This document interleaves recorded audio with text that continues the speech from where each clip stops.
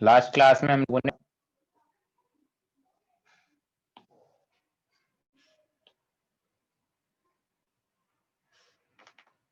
चलिए अब हम करते हैं मेटलर्जी ऑफ जिंक। ठीक है, देखो इस चैप्टर में पहली चीज कि ज्यादातर सब तुम्हारे ही पढ़ने का है ना, कहाँ जहां जहां समझने का होगा थोड़ा बहुत पार्ट वो मैं समझाता जाऊंगा, और जितना पढ़ने का है जितना हमारे काम का है वो पूरा मैंने एकदम लिख दिया है इस नोट्स में ना, बिल्कुल। तो एक बार ये जो मैंने नोट्स तुम्हें दिए एक बार इसको पढ़ लेना, और फिर भी उसके बाद भी अगर तुम्हारे पास टाइम रहता है, टाइम तो वैसे रहेगा ही, अगर मान लो किसी के पास टाइम नहीं हो, अगर कभी भी टाइम मिले तो एक बार एनसीईआरटी जरूर रीड कर लेना। ठीक है, एनसीईआरटी जरूर रीड कर लेना मेटलर्जी के अंदर उसमें क्या लिखा है। तो सबसे पहले बात करते हैं मेटलर्जी ऑफ जिंक।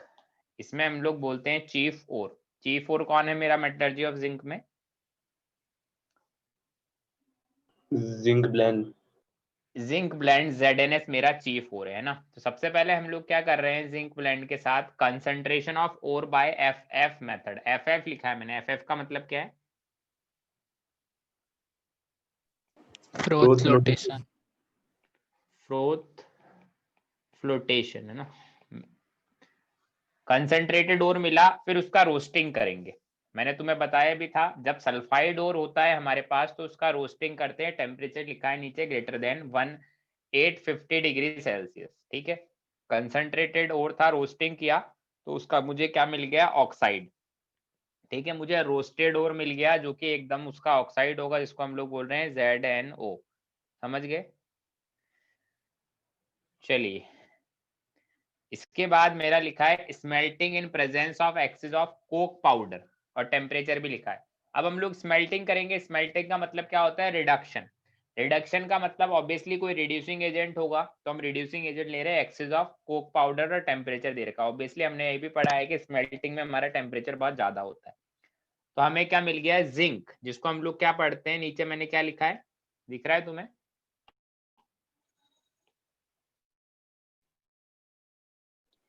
हाँ जिंक सर। मिला है, इसको हम लोग क्या पढ़ते हैं, क्या दिख रहा है तुम्हें? स्पेल्टर। क्या लिखा है मैंने? स्पेल्टर बोलते स्पेल्टर। हैं ना को हम लोग। हाँ, स्पेल्टर बोलते हैं। स्पेल्टर का मतलब क्या होता है, नीचे एरो मार्क करके, impure form of zinc. Impure form of zinc को स्पेल्टर बोलते हैं, या फिर हमारी नॉर्मल लैंग्वेज में इसको जस्ता भी बोलते हैं ना। तुमने नाम सुना है कभी जस्ता का? क्योंकि अगर हम मेटलर्जी पढ़ रहे हैं तो हमें नॉर्मल जो डेली यूज वाले नेम है वो हमें पता होने चाहिए। क्योंकि अगर मार्केट में हमने स्पेल्टर खरीदना है, जिंक जिसको बोलते हैं इम्प्योर फॉर्म ऑफ जिंक, उसको जस्ता भी बोलते हैं ना। नॉर्मल लैंग्वेज में जिंक को हम जस्ता ही बोलते हैं डेली यूज में ना। जैसे आयरन को लोहा बोलते हैं, कॉपर को क्या बोलते हैं, क्या बोलते हैं, मतलब कॉपर का एक और तांबा। नाम होता है हिंदी नाम, तांबा। तांबा बोलते हैं कॉपर को, है ना। तांबा तांबा। वैसे जिंक, जिंक को हम लोग बोलते हैं जस्ता। ठीक है, चलिए, इसके बाद हमको क्या मिला, पहले रोस्टिंग किया। रोस्टिंग क्यों किया, क्योंकि सल्फाइड ओर था, ऑब्वियसली सल्फाइड ओर होगा तो हमें रोस्टिंग ही करना पड़ेगा, कैल्सिनेशन से काम नहीं। जिंक का ऑक्साइड मिल गया, जिंक का ऑक्साइड हमें मिल गया। ठीक है, अब उस ऑक्साइड का रिडक्शन करने के लिए हम लोग स्मेल्टिंग का यूज करते हैं। स्मेल्टिंग के हेल्प से हम लोग क्या करते हैं, स्मेल्टिंग के हेल्प से हम लोग उसका रिडक्शन कर रहे हैं। हमने रिडक्शन किया तो हमें इम्प्योर फॉर्म ऑफ जिंक मिला, जिसको हम लोग क्या बोलते हैं, स्पेल्टर, या फिर हम लोग नॉर्मल लैंग्वेज में बोलते हैं जस्ता। ठीक है, अब ये कैसा है, इसमें देखो एक चीज मैंने लिखी है, ऑब्टेन्ड बाय रैपिड चिलिंग, है ना।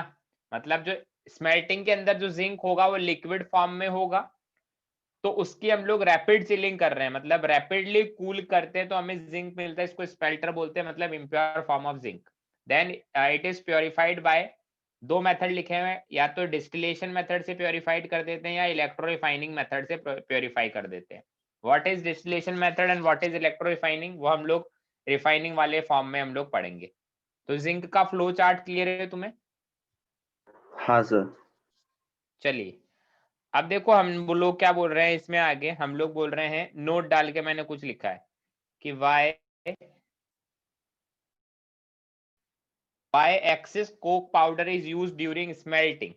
हम लोग स्मेल्टिंग के टाइम में, मैंने लिखा था ना, smelting in presence of axis of coke powder, तो एक्सिस ऑफ कोक पाउडर क्यों यूज करते हैं, तो इसमें मैंने लिखा है क्या, कि ZnO कार्बन के साथ रिएक्शन करके जिंक प्लस CO बना लेता है, प्लस ZNO कार्बन के साथ रिएक्शन करके जिंक गैस प्लस CO2 बना लेता है। अब इसमें अगर कोक एक्सिस में होगा तो CO2 के साथ वापस रिएक्शन करके CO बनाएगा। Now equilibrium shifts forward direction by removal of CO2।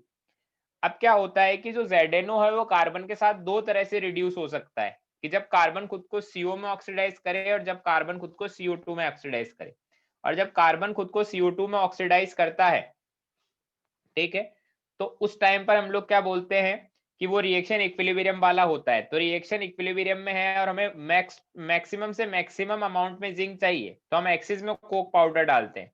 क्योंकि एक्सिस में कोक पाउडर डाला है तो देखो यहाँ पर वो CO2 से रिएक्शन कर लेता है, कोक CO2 से रिएक्शन करके और CO हमें देगा, ठीक है। अब CO2 का यहाँ पर क्या होगा, CO2 का कॉन्सेंट्रेशन कम हो गया, CO2 का कॉन्सेंट्रेशन कम हुआ तो इक्विलिब्रियम फॉरवर्ड डायरेक्शन में जाएगा और हमें और ज्यादा जिंक मिलेगा। समझ गए? हाँ सर। ठीक है। दूसरा पॉइंट, ये तो पहला पॉइंट था कि वाई कोक पाउडर का एक्सिस क्यों यूज कर रहे हैं ना। Second point, during roasting of ore ZNS temperature should be greater than 850 degree Celsius. मैंने लिखा है यहाँ पर रोस्टिंग के टाइम टेम्परेचर 850 डिग्री सेल्सियस से ज्यादा होना चाहिए। देखो ये रहा, तो ऐसा क्यों है इसके बारे में बात करते हैं। तो इसमें लिखा है during roasting temperature should be greater than 850 degree Celsius, ठीक है। चलिए, तो इसमें क्या होता है कि अगर टेम्परेचर ZNS होगा रोस्टिंग में, वो O2 से रिएक्शन करेगा तो ZNO और SO2 मिलेगा, है ना। टेम्परेचर 850 से ज्यादा है। अब इसमें लिखा है if temperature is less than 850 then zinc sulphate is formed instead of ZNO। Zinc sulphate by reduction with carbon during smelting में प्रोड्यूस ZNS। तो हम बोलते हैं कि अगर टेम्परेचर कम होगा तो ZNS ऑक्साइड नहीं बनाकर जिंक सल्फेट बना लेगा, और जिंक सल्फेट कार्बन रिडक्शन के साथ जिंक नहीं बनाता, वो ZNS बना लेता है, ठीक है। क्यों? क्योंकि देखो जिंक सल्फेट था, उसका कार्बन के साथ रिडक्शन करेंगे तो ZNS बनेगा। तो रिड्यूस कौन हुआ? रिड्यूस यहाँ पर जिंक नहीं हुआ है, यहाँ पर 6 में था, यहाँ पर सल्फर -2 में आ गया है। तो रिड्यूस यहाँ पर सल्फर हो गया है। हमें रिड्यूस किसको करना था? हमें रिड्यूस जिंक को करना था, इसलिए हम लोग हमारा टेम्परेचर हाई रखते हैं 850 डिग्री सेल्सियस से। सेकंड पॉइंट समझ आ गया? बोलो। हाँ सर। ठीक है। थर्ड पॉइंट लिखा है zinc can not be obtain from ZNS by self reduction, ठीक है। हम लोग ने सेल्फ रिडक्शन में इसका नाम भी नहीं लिखा था। मैं तुम्हें बता भी देता हूँ सेल्फ रिडक्शन जब हमने पढ़ा था, ताकि विष्णु, हाँ अपनी क्लास में कहा मैंने बताया रिडक्शन ऑफ मेटल ऑक्साइड। ये देखो सेल्फ रिडक्शन वाला पेपर खुलेगा अभी, लोड हो जाने दो उसको। इसमें देखो ZNS का नाम कहीं नहीं है। सेल्फ रिडक्शन में कौन कौन है? PbS, HgS, Cu2S, CuFeS2। तो जिंक का सल्फाइड है ZNS, उसको सेल्फ रिडक्शन से रिड्यूस नहीं करते हैं, कार्बन रिडक्शन से रिड्यूस करते हैं। उसका रीजन लिखा है वहां कि ऐसा क्यों होता है। तो हम लोग देखो यहाँ पर दिखते हैं थर्ड पॉइंट में कि ZNS can not be obtain from zinc cannot be obtained from ZNS by self reduction as zinc has high affinity towards oxygen। अब ZNO is stable and not easily reduced। हम लोग बोलते हैं कि ZNS से directly zinc नहीं बना सकते बाय सेल्फ रिडक्शन, क्योंकि जिंक का जो ऑक्साइड होता है वो बहुत स्टेबल होता है। जिंक की ज्यादा एफिनिटी होती है ऑक्सीजन के लिए, तो वो अपने आप रिड्यूस नहीं होगा, उसके सामने कोई ना कोई रिड्यूसिंग एजेंट लाना पड़ेगा। तो मैंने फ्लो चार्ट को बता दिया कि जिंक का ऐसे हम लोग प्योर जिंक निकाल लेते हैं। और जो रिएक्शन हमारी इन्वॉल्व थी वो सारी नोट डाल के लिख दी, इंपॉर्टेंट पॉइंट्स मार्क करके। तो स्पेल्टर के बाद जो प्योरीफाइड वाला मेथड है ना, डिस्टिलेशन और इलेक्ट्रोलिफाइनिंग, उसको हम लोग बाद में प्योरिफिकेशन वाले मेथड में पढ़ेंगे, अभी थोड़ी देर बाद में। तो मेटलर्जी ऑफ जिंक क्लियर है? हाँ सर।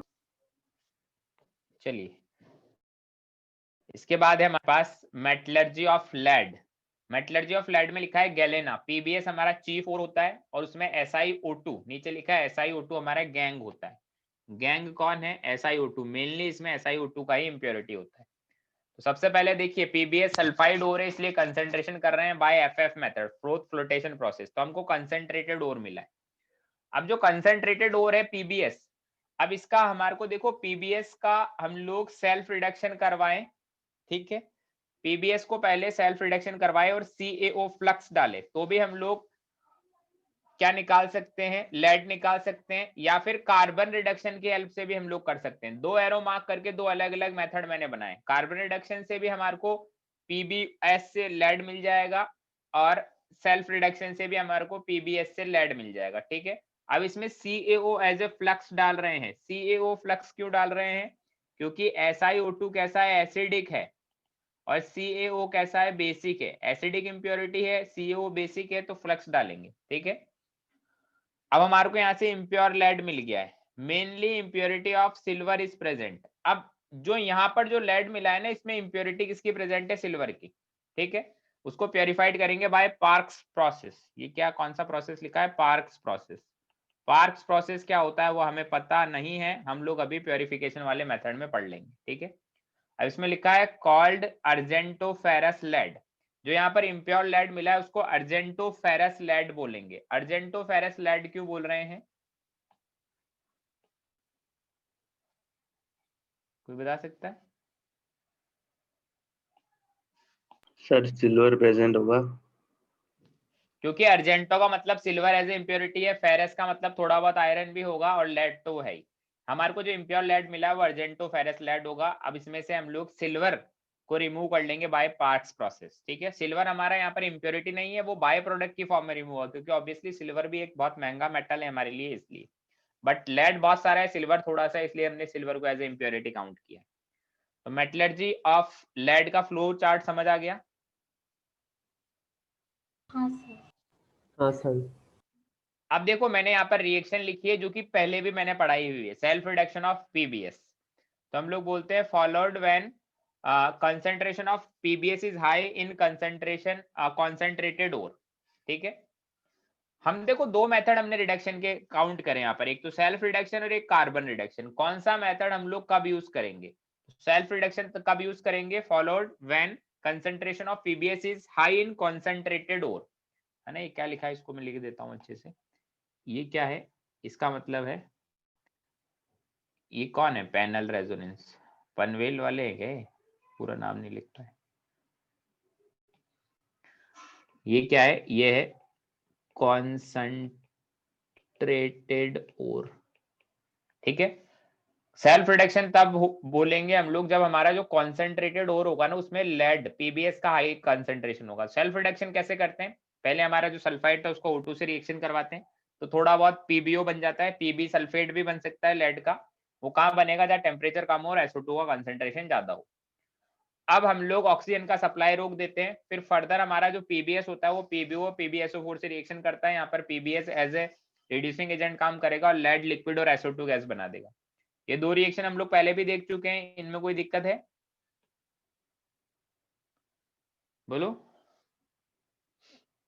नहीं सर। नहीं सर। ठीक है, फिर नीचे देखो मैंने लिखा है SiO2, उसके नीचे लिखा है गैंग और प्लस CaO फ्लक्स है, वो SiO2 है। गैंग है क्यों, क्योंकि वो एसिडिक है, इसलिए हमने बेसिक फ्लक्स लिया है कैल्शियम का ऑक्साइड, तो CaSiO3 स्लैग हमारा बन जाएगा। अब कार्बन रिडक्शन में क्या होता है, मैंने लिखा है followed when concentration of PBS is less in concentrated ore.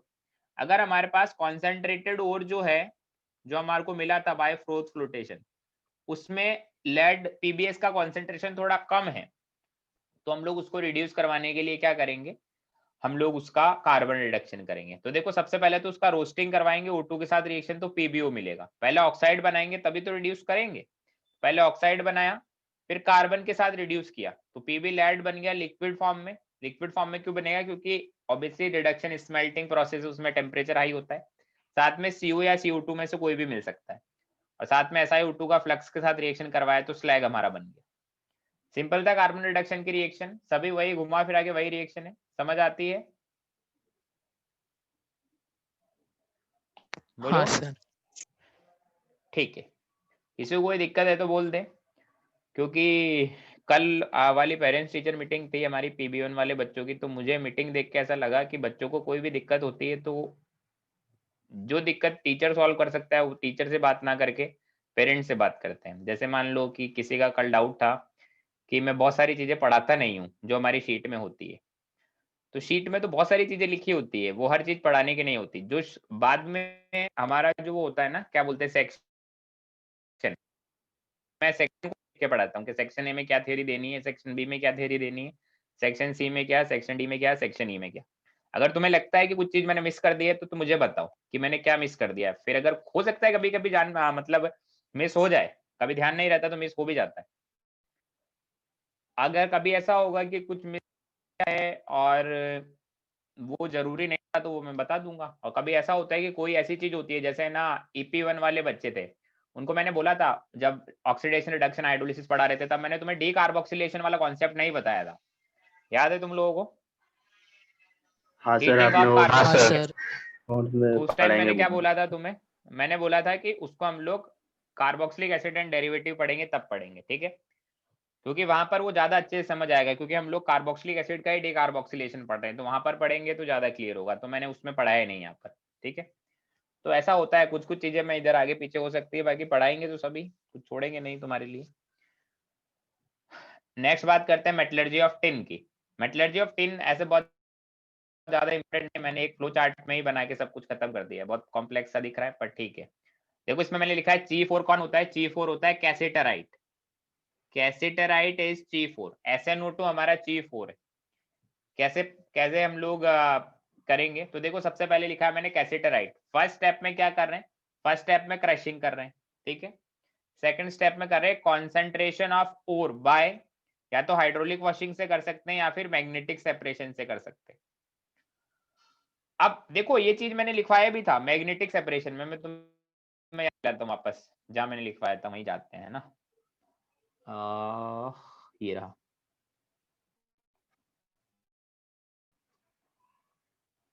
Magnetic separation में मैंने ये देखो लिखवाया था, कैसेटराइट SnO2 is removed from magnetic impurities of wolframite, लिखवाया था ये? हाँ सर। तो जो SnO2 होता है कैसेटराइट, उसके अंदर क्या होता है? उसके अंदर मैग्नेटिक इंप्योरिटी होती है वोल्फ्रामाइट की, तो उसको रिमूव कर सकते हैं हम लोग। वोल्फ्रामाइट मतलब FeWO4 है और MnWO4, ठीक है? टंगस्टन के ऑक्साइड वगैरह है, इनकी इंप्योरिटी है। तो इसमें हाइड्रोलिक वॉशिंग भी हम लोग कर सकते हैं, या फिर मैग्नेटिक इंप्योरिटीज हटानी है तो मैग्नेटिक सेपरेशन वाला मेथड भी हम लोग यूज कर सकते हैं। तो हाइड्रोलिक वॉशिंग भी कर सकते हैं हम लोग चाहे तो कॉन्सेंट्रेशन ऑफ ओर के लिए, या फिर मैग्नेटिक सेपरेशन भी कर सकते हैं। क्यों? क्योंकि इसमें लिखा है to remove magnetic impurity of wolframite, मतलब MnWO4 और FeWO4, ठीक है? चलिए, इसके बाद लिखा है हमको क्या मिल गया? कॉन्सेंट्रेटेड ओर मिल चुका है हमें, ठीक है? हमें कॉन्सेंट्रेटेड ओर मिल चुका है, हमने क्रशिंग कर दिया, कॉन्सेंट्रेशन ऑफ ओर कर दिया, या तो हाइड्रोलिक वॉशिंग से या मैग्नेटिक सेपरेशन से। अब हम लोग रोस्टिंग करेंगे, ठीक है? कॉन्सेंट्रेटेड ओर हमें मिल गया, अब हम लोग रोस्टिंग करेंगे। तो रोस्टिंग में क्या होता है, जितनी भी ये छोटी मोटी इम्प्योरिटीज है ना, ये अपना क्या बना लेगी, ये अपना ऑक्साइड बना लेगी।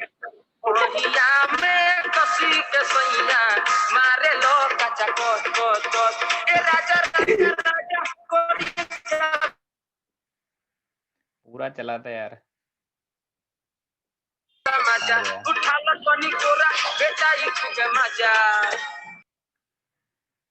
और चला। सर 2 स्माइली फेस वाला है। हाँ लेफ्ट हो गया, एंटरटेनमेंट देगा गया है। चलिए पढ़ते हम लोग आगे, कलेजा में समा के चला गया वो।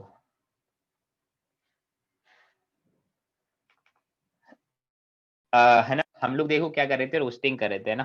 अब रोस्टिंग कर रहे हैं तो उसमें क्या होगा कि हमारी जो भी इम्प्योरिटीज होगी ना, सल्फर की होगी, आर्सेनिक की होगी, एंटीमनी की होगी, ये इम्प्योरिटीज क्या करेगी, अपने वॉलेटाइल ऑक्साइड बना लेगी। रोस्टिंग में मैंने ये पॉइंट लिखवाया भी है कि कुछ नॉन वॉलेटाइल इम्प्योरिटी होती है, रोस्टिंग के टाइम अपने वॉलेटाइल ऑक्साइड बना लेती है। इसके अलावा FeS और CuS की इम्प्योरिटी होती है, वो अपने सल्फेट बनाएगी, है ना? ये सल्फेट वॉलेटाइल नहीं है, मैंने वो एरो वाले मार्क नहीं किए। हमको क्या मिल गया? रोस्टेड ओर मिल गया। अब इस रोस्टेड ओर का हम लोग क्या करते हैं, लीचिंग करते हैं by water. Leaching by water क्यों किया है मैंने? क्योंकि हमारे पास देखो Fe का सल्फेट और कॉपर का सल्फेट बचा हुआ है अभी भी। Fe का सल्फेट और कॉपर का सल्फेट अभी भी बचा हुआ है, वो निकला नहीं है यहाँ से, है ना? अब उसको हटाने के लिए मैंने लीचिंग बाय वाटर किया है। लीचिंग का मतलब क्या है, कोई स्पेशल सॉल्वेंट मिलाते हैं, तो उसमें क्या होता है, कॉपर का सल्फेट डिसॉल्व हो जाता है, एक्वस लिखा है, आयरन का सल्फेट डिसॉल्व हो जाता है, एक्वस लिखा है। अब वो डिसॉल्व हो गया, उसको अलग कर लिया, और SnO2 सॉलिड हमारा अलग रखा है, वो अलग हो गया। इतनी बात समझ आ गई? तो उसको अब हम लोग फिल्टर कर लेंगे। फिल्टर का मतलब SnO2 अलग, कॉपर सल्फेट और Fe सल्फेट अलग। क्लियर है? बोलो। हाँ सर। चलिए, अब हमको क्या मिल गया है, अब हमको मिल गया है SnO2 मिल गया है, जो कि क्या है 60 to 70% प्योर है ना। अभी SnO2 मिला है जो 60 to 70% प्योर है। इसको हम लोग बोलते हैं ब्लैक टिन। ब्लैक टिन बोलते हैं, इतना ध्यान रखें ना। ये नीचे वाला पैरा जो लिखा है मैं अभी थोड़ी देर बाद में पढ़ूंगा।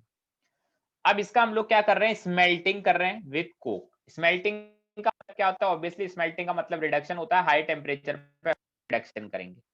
1200 से 1300 डिग्री सेल्सियस हमारे को हाई टेम्परेचर लेना है।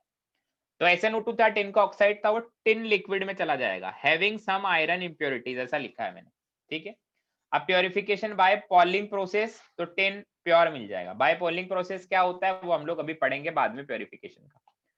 तो ये रफ आइडिया मिल गया पूरे फ्लो चार्ट का। बोलिए किसी को कोई दिक्कत है? ये नीचे वाला जो पैरा लिखा है पढ़ेंगे अभी। अब देखो इसमें मैंने नीचे क्या लिखा है, black tin has some iron impurity which pass on into extracted tin after smelting and impart hardness to tin। हमने क्या बोला कि जो ब्लैक टिन होता है ना, ये क्या होता है, इसमें कुछ आयरन की इंप्योरिटी होती है, जो स्मेल्टिंग के बाद भी इसमें रहता है। यहाँ पर जो मिला ना स्मेल्टिंग के बाद, इसमें भी आयरन की इंप्योरिटी रहती है। जो आयरन की इंप्योरिटी इसको क्या देती है, हार्डनेस इंपार्ट करती है, ठीक है। अब मैंने लिखा है यहाँ पर pure O2 is passed into molten till which oxidize iron to FeO which comes on surface as scum। फिर इसको हम लोग रिमूव कर लेंगे। अब जो मेरा टिन लिक्विड है ना, अब मेरा टिन लिक्विड, इसमें आयरन की इंप्योरिटी है जो इसको एक तरह से हार्डनेस दे रही है ना, और ठीक है, इसमें आयरन की इंप्योरिटी। अब उसको मुझे रिमूव करना है, तो इस टिन लिक्विड में मैं क्या करता हूँ, प्योर O2 पास करता हूँ, है ना। गैस की फॉर्म में बहुत तेजी से प्योर O2 डालता हूँ, तो Fe क्या होगा, FeO की फॉर्म में ऑक्सीडाइज हो जाएगा और वो सरफेस पर आ जाएगा, क्योंकि वो लेसर डेंसर होगा। अब वो सरफेस पर आ गया एज ए स्कम, उसको हम लोग फिर यहाँ से रिमूव कर सकते हैं। बोलो, बताओ। हाँ सर। बस उसको यहाँ आ गया, यहाँ से रिमूव कर लो, फिर हमारे को टिन लिक्विड मिलेगा। अब उसमें थोड़ा बहुत अगर कुछ हटाना है तो प्योरिफिकेशन बाय पोलिंग प्रोसेस कर दो, फिर टिन प्योर मिल जाएगा। क्या टिन का मेटलर्जी का ये फ्लो चार्ट समझ आ गया? सर एक बार बस वो पॉलिंग प्रोसेस बताइए ना, किधर है वो? हाँ बोलो, तो पॉलिंग क्या बताऊं? पॉलिंग प्रोसेस क्या होता है, इसको जितने भी प्योरिफिकेशन के सारे प्रोसेस है ना, हम लोग बात पढ़ेंगे। Okay sir. ये देखो मैंने बना रखा होगा, हाँ ये देखो, फोर्थ प्योरिफिकेशन रिफाइनिंग, सारे प्रोसेस एक साथ पढ़ लेंगे प्योरिफिकेशन रिफाइनिंग में। हाँ बोलो, और कोई कुछ बोल रहा था? सेकेंड लास्ट जो स्टेप है एक बार वापस एक्सप्लेन कर सकते हो? एक सेकेंड रुकिए, इसकी बात कर रहे हो? उसके बाद वाला। ये हाँ सर। देखो इसमें क्या बोला है, इसमें बोला है कि हमारे पास जो ब्लैक टिन होता है ना, ब्लैक टिन में आयरन की इम्प्योरिटी होती है, ठीक है। अब इस इम्प्योरिटी को हमने हटाना आयरन की, तो ब्लैक टिन के अंदर हमने स्मेल्टिंग करवाया कोक के साथ, तो ये टिन लिक्विड में कन्वर्ट हो गया। बट इसके अंदर जो आयरन की इम्प्योरिटी अभी भी है, ठीक है, तो उस इम्प्योरिटी को हटाने के लिए हम लोग क्या करते हैं, इस लिक्विड टिन जो लिक्विड फॉर्म में, इसमें O2 पास करते हैं। O2 पास करेंगे तो क्या होगा, जो मेरा आयरन होगा वो आयरन ऑक्साइड में कन्वर्ट हो जाएगा। अब हम लोग क्या देखते हैं, जो आयरन ऑक्साइड होता है वो लेस डेंसर होता है टिन लिक्विड से, तो ऊपर सरफेस पर आ जाता है। फिर हम लोग उसको एज ए उसको रिमूव कर लेते हैं। हम लोग रिमूव करने के बहुत सारे मेथड है, लाइक हम लोग क्या कर सकते हैं, रिमूव ऐसे कर सकते हैं कि हम लोग फिर कि हम लोग उसको ठंडा होने दें। जब वो सॉलिड फॉर्म में होगा तो सॉलिड के दो अलग अलग लेयर्स बन जाएगी, फिर हम लोग उसको हथौड़े मार मार के अलग कर सकते हैं, ठीक है। Okay sir. चलिए अब हम लोग आगे देखते हैं, reaction in smelting of SnO2। SnO2 के स्मेल्टिंग में क्या क्या रिएक्शन होती है, देखो सिंपल सिंपल रिएक्शन है। क्या SnO2 था, कार्बन के साथ रिएक्शन करा तो SnO में कन्वर्ट हुआ, CO और CO2 कर देगा, ठीक है। तो देखो यहाँ पर क्या हो रहा है, टिन पहले +4 में था, फिर +2 में गया, फिर +2 में था, फिर 0 में गया। ठीक है, तो स्टेप बाय स्टेप हम लोग रिडक्शन कर रहे हैं। If silica is present then flux CaO और CaCO3 भी ऐड कर सकते हैं। क्यों? CaCO3 को अगर तुम लोग फर्दर हीट करोगे तो वो CaO और CO2 ही देगा, तो CO वो भी दे देगा CaCO3 इज एडेड, तो हमारा SiO2 अगर गैंग है तो वो CaSiO3 स्लैग की फॉर्म में कन्वर्ट हो जाएगा। ठीक है, फिर ये क्या लिख दिया मैंने, अच्छा ये रिएक्शन का वैसे रोल नहीं था, फिर भी लिख दिया मैंने। देखो मैंने क्या लिखा कि जो मेरा SNO होता है टिन का ऑक्साइड, वो भी SiO2 से रिएक्शन कर लेता है। क्यों? क्योंकि टिन खुद मेटल है, तो टिन का ऑक्साइड बेसिक होगा, वह SiO3 से रिएक्शन कर लेता है। तो किस में कन्वर्ट कर देता है? SnSiO3 में। यहाँ पर वापस एक स्लैग टाइप बन गया, बट इसमें हम लोग वापस से क्या डाल देते हैं? CaO। तो तुम देखो हम लोग ज्यादा बेसिक नेचर किसका है, टिन के ऑक्साइड का या कैल्शियम के ऑक्साइड का? कैल्शियम। कैल्शियम के ऑक्साइड का, क्योंकि ऑब्वियसली कैल्शियम में ज्यादा मेटलिक प्रॉपर्टी, क्योंकि वो एस ब्लॉक का है। तो कैल्शियम का ऑक्साइड क्या करेगा? टिन को यहाँ से रिप्लेस कर देगा और खुद अपना स्लैग बना लेगा और टिन लिक्विड अलग हो जाएगा। ठीक है, तो ऐसा भी हम लोग कर सकते हैं कि अगर बीच बीच में कभी कभी क्या होता है, टिन का ऑक्साइड रिड्यूस ना होकर SiO2 गैंग के साथ रिएक्शन करके अपनी एक स्लैग बना लेता है, तो कैल्शियम ऑक्साइड उसको भी वहां से निकाल देता है। समझ आई बात? हाँ सर। चलिए अब हम लोग इसके बाद बात करते हैं, लास्ट होगा शायद मेटलर्जी ऑफ Mg। वैसे कोई पूछता नहीं है मेटलर्जी ऑफ Mg, फिर भी ठीक है लिख देते हैं। मेटलर्जी ऑफ Mg दो तरह से हमको मिल सकता है। जैसे हम लोग अभी तक G4 लिख रहे थे ना कि G4 क्या है, किसी में कैसिट्राइट था, किसी में गैलेना था, किसी में जिंक ब्लेंड था, किसी में हेमेटाइट था, किसी में कॉपर पायराइट था। वैसे इसमें दो तरह से हमें मिल सकता है, फ्रॉम सी वाटर।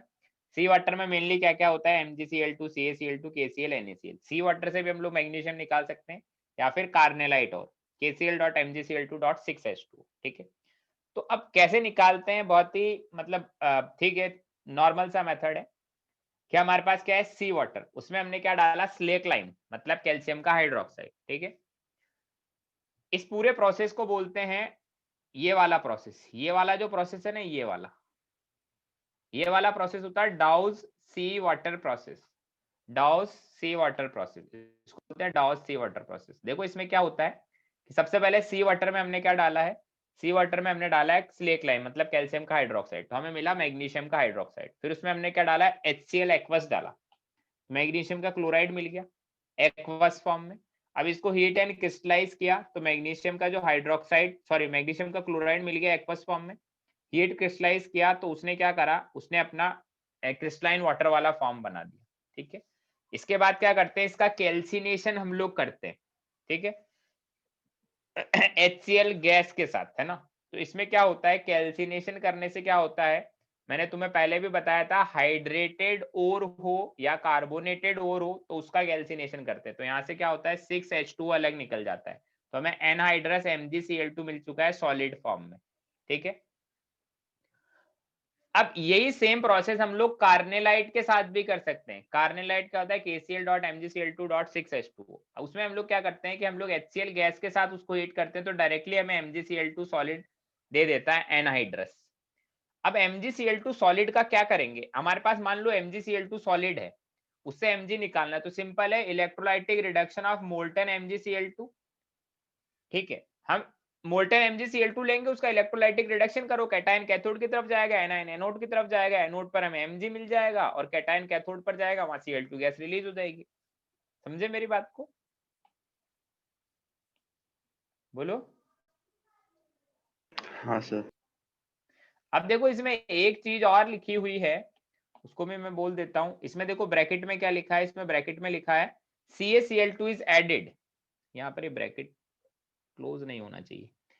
हम लोगों ने क्या लिखा है? यहाँ पर ब्रैकेट मार के लिखा है CaCl2 is added to increase conductivity and decrease melting point of melt. हम लोग क्या करते हैं, जो MgCl2 था ना, इसमें CaCl2 और डाल देते हैं, ताकि जो हमारा मेल्ट बनेगा, मतलब मोल्टन MgCl2, इसका मेल्टिंग पॉइंट कम और कंडक्टिविटी बढ़े। क्योंकि मेल्टिंग पॉइंट कम होगा तो ऑब्वियसली हमें मेल्ट करने के लिए बहुत कम एनर्जी देनी पड़ेगी। और इसका एक देखो, ये मैंने डायग्राम भी यहाँ पर बना रखा है ना, डायग्राम बनाया नहीं, मतलब NCERT से स्क्रीनशॉट मारा है मैंने। तो यहाँ पर ऐड करा हुआ है कि मोल्टन इलेक्ट्रोलाइट है, इधर से इनर्ट गैसेस निकल जाएगी। ये पोर्सिलिन हुड लिखा है ना, ये ग्रेफाइट का एनोड होगा, एग्जिट ऑफ क्लोरीन गैस, इधर इनर्ट गैस, इनका कोई रोल नहीं है, मैंने ऐसे ही इंफॉर्मेशन के लिए डाल दिया है क्योंकि हमारे बोर्ड के सिलेबस में तो है नहीं। डायग्राम 4 ऑप्शन वाले में कोई पूछेगा नहीं। 4 ऑप्शन वाले में तो ऐसे क्वेश्चन पूछे जाते हैं कि MgCl2 के अंदर हमने CaCl2 ऐड करते हैं इलेक्ट्रोलाइटिक रिडक्शन में, तो क्यों ऐड करते हैं, इस तरह के क्वेश्चन पूछे जाते हैं, ठीक है। और बाकी मैग्नीशियम का तो मेरे को लगता नहीं कोई पूछता है मेटलर्जी। क्लियर है इतना? हाँ सर। चलिए अब लास्ट हमारे पास है फोर्थ प्रोसेस, प्योरिफिकेशन या फिर रिफाइनिंग। देखो हम लोगों ने क्या पढ़ रहे थे, हम लोग ऐसा पढ़ रहे थे, मैं वापस से तुम्हें याद दिला देता हूँ। हम लोग ये पढ़ रहे थे, ओर था, कंसंट्रेशन ऑफ ओर हमने किया, कन्वर्जन इनटू ऑक्साइड करा, मेटल ऑक्साइड मिला, स्मेल्टिंग किया, फिर इम्प्योर मेटल मिला। इसके बाद हम रुक गए थे, इसके बाद हम लोग अलग अलग मेटल का स्पेशल हम लोग क्या पढ़ने लग गए थे, हम लोग मेटलर्जी पढ़ने लगे थे। हमने आयरन के बारे में पढ़ा, कॉपर के बारे में पढ़ा, जिंक के बारे में पढ़ा, एल्यूमिनियम के बारे में पढ़ा, और टिन के बारे में पढ़ा, Mg के बारे में पढ़ा, और किसके बारे में पढ़ा, बस यही थे। हाँ लेड, यस, एक लेड के बारे में पढ़ा। अब इसके बाद आता है रिफाइनिंग। रिफाइनिंग में हम लोग liquation, distillation, cupellation, zone refining, electro refining, vapour phase refining, amalgamation, ये सब हम लोग पढ़ने वाले हैं ना। तो जो जो हमारे काम के मोस्ट ऑफ हम लोग सारे ही पढ़ लेंगे, है ना, जिनसे क्वेश्चन आते हैं वो सब चीजें। तो चलिए अब हम लोग रिफाइनिंग वाली बातें करते हैं। तो सबसे पहले हमारे पास रिफाइनिंग में क्या है उसको देखते हैं। फोर्थ प्रोसेस है प्योरिफिकेशन या रिफाइनिंग ऑफ मेटल। इसमें 2 मेथड होते हैं हमारे पास, एक होते हैं फिजिकल मेथड, बी होते हैं हमारे पास केमिकल मेथड। फिजिकल मेथड में तो क्या होगा, कोई केमिकल रिएक्शन नहीं करवाएंगे, ठीक है। इसमें जो सबसे पहला मेथड है मेरे पास, सबसे पहला जो मेथड है फिजिकल मेथड में, जिसको मैंने क्या लिखा है, लिक्वेशन, दिख रहा है लिक्वेशन, बोलो। हाँ सर। हाँ सर। हाँ सर। अब लिक्वेशन में क्या है कि हमें पूरा मतलब पूरा होता ही क्या है ये सब नहीं जानना, हमें देखना है कि कुछ कॉन्सेप्ट पर बेस्ड होता है, किस किस के लिए यूज होता है, हमें बस इतना ही देखना है। तो हमने लिखा है liquation based on the concept that metal has lower melting point, मतलब ब्रैकेट में लिख दिया easily fusible, then the impurities, है ना। या फिर इसका वाइस वर्सा भी पॉसिबल है, मतलब दोनों के मेल्टिंग पॉइंट में डिफरेंस हो। सिंपल सा फंडा ये है कि अगर मेल्टिंग पॉइंट में डिफरेंस होगा तो हम लोग उसको बोलेंगे लिक्वेशन। ये रिफाइनिंग का मेथड है हमारा। तो कैसे हम लोग फिर रिफाइन करेंगे, मेल्टिंग पॉइंट में डिफरेंस है तो कैसे रिफाइन करेंगे। तो देखो जनरली ये जिंक टिन के लिए यूज होता है, use for zinc and tin, liquation वाला मेथड। इसमें देखो ये इसका अरेंजमेंट होता है, purification of tin metal by liquation process. हम लोग यहाँ पर फ्यूल डाल देते हैं, ये फ्यूल है मेरा, यहाँ बहुत मतलब यहाँ से हीट दे रहे हैं। अब यहाँ पर क्या है, यहाँ पर मैंने यहाँ से मैं इम्प्योर टिन डालता जा रहा हूँ, इम्प्योर टिन डालता जा रहा हूँ। अब इम्प्योरिटी का मेल्टिंग पॉइंट तो ज्यादा है बट टिन का मेल्टिंग पॉइंट कम है, ठीक है। तो क्या होगा, यहाँ से हीट देंगे तो टिन पहले मेल्ट होगा, और मेल्ट होकर टिन अपना यहाँ पर इकट्ठा होता जाएगा। बोलिए प्योर मेल्टन मोल्टन टिन मेटल इधर आता जाएगा, बोलो। हाँ सर। हाँ सर। और इम्प्योरिटी अलग रह जाएगी। फंडा समझे हम लोग क्या कर रहे हैं,